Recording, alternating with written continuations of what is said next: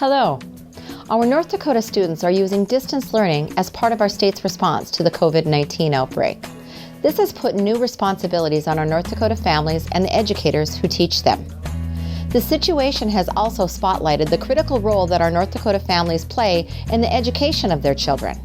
And it's important to stay in touch with families to find out what is working well in our new environment and where we can make improvements. I have a group of more than 20 family members that serve in my superintendent's family engagement cabinet. We hold regular meetings, virtually now, to exchange ideas, and the cabinet members have a lot of ideas. They made some short videos to talk about some of their tips on handling distance education, and these videos have been put together in this presentation. Please have a look at this video and join our Facebook group. Use these comments to pass along to any others the distance learning tips that you have.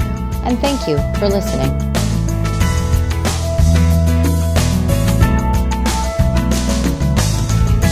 Hello, this tip is for those parents that have kids that are elementary aged. So my first tip is to allow your children while they're learning to practice some autonomy with their schedule. So if they have to in any given day do a reading lesson, a math lesson, and a social studies lesson, let them decide which order they might complete those lessons.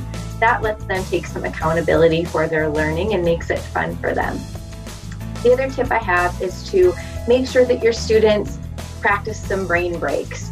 So every 20 minutes, young learners tend to lose focus. So it's really important that they take some breaks every 20 minutes from their learning. Those breaks could be a snack, they could do their music or their Phi-Ed work to mix it up, or they could simply just do some deep breathing or some jumping jacks. But every 20 minutes, a young learner really needs a brain break in order to retain learning best. And those are my tips. I hope they're helpful. Thanks. Hi, my name is ANGIE WALETZKO, and I serve on the Family Engagement Cabinet for the state of North Dakota. Some tips while you're homeschooling include getting outside and enjoying nature. One of the things we decided to do as a family this year is participate in the NDSU Home Garden Variety Trials. Go ahead and check out their webpage, and you get sent seeds of your choice. In this case, we picked some zinnia seeds. And get outside and get planting with your kids once the weather warms up. It's a great time to do math. You get a little marker, you can plant a 10-foot row, have the kids measure it out. Plant the seeds. How far should those seeds be spaced? Go ahead and measure it with a ruler. Make sure they get to put in the markers because that's the fun part. And as you watch this over the summer, these seeds are going to grow into some great plants. And it's something they can be proud of and look forward to seeing as they grow. Hi parents. As a working single mom, my best advice is to take all of this day by day, sometimes even hour by hour. When my kindergartner and I work on schoolwork, we pick what activity we should do first and then next. And then I give him 15 to 20 minutes of playtime. Once the timer goes off, he has to complete one of the activities, and then we reset the timer for another 15 to 20 minutes. We play and then repeat. So I hope this helps, and just remember we're all doing the best we can. Hi, my name is KRISTI ENGELSTAD, and I have two boys. Brody is in 6th grade and Logan's in 3rd grade. We've struggled a little bit with this transition to working and teaching at home, but two things have really helped us get through this. The first piece of advice I have is to create a schedule. Now I know that it's hard to stick to schedules, but when we all know the schedule, it really helps to lessen the amount of whining and complaining that we have at our house. The second piece of advice is to give the kids a little bit of choice. During academic time, I let the boys choose whether they work on their assignments that come from school or some other supplemental pieces that I've given them online. We also have something called a parking lot. This is where I give them their assignment for the day, and when they get done with their assignment, they move it to the other side, the completed, and it kind of gives them an idea of what they need to work on throughout the day and what they have done. Once they're done, they get a little bit more free time. Hey North Dakota families, our tip today comes from Ben Franklin Middle School in Fargo.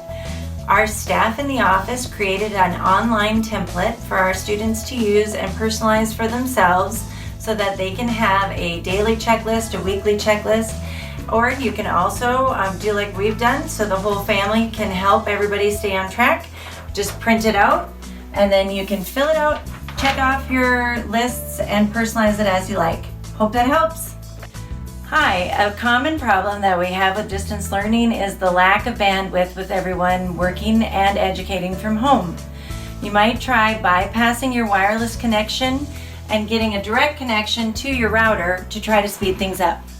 You can do this in a couple of ways.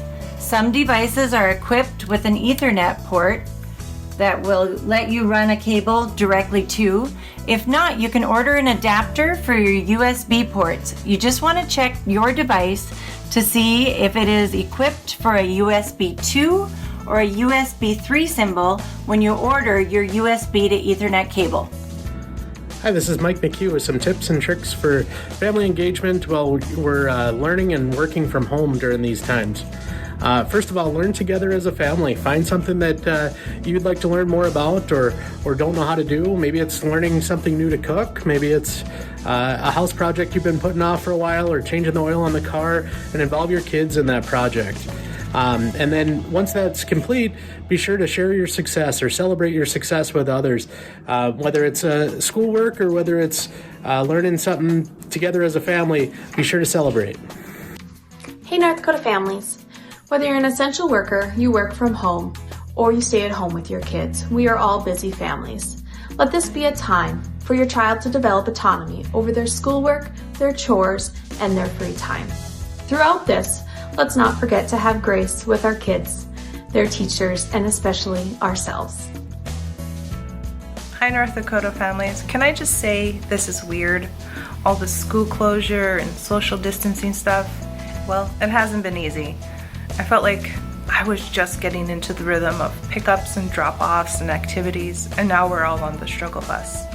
If I had to offer any sort of advice, it would be to know that you're not alone.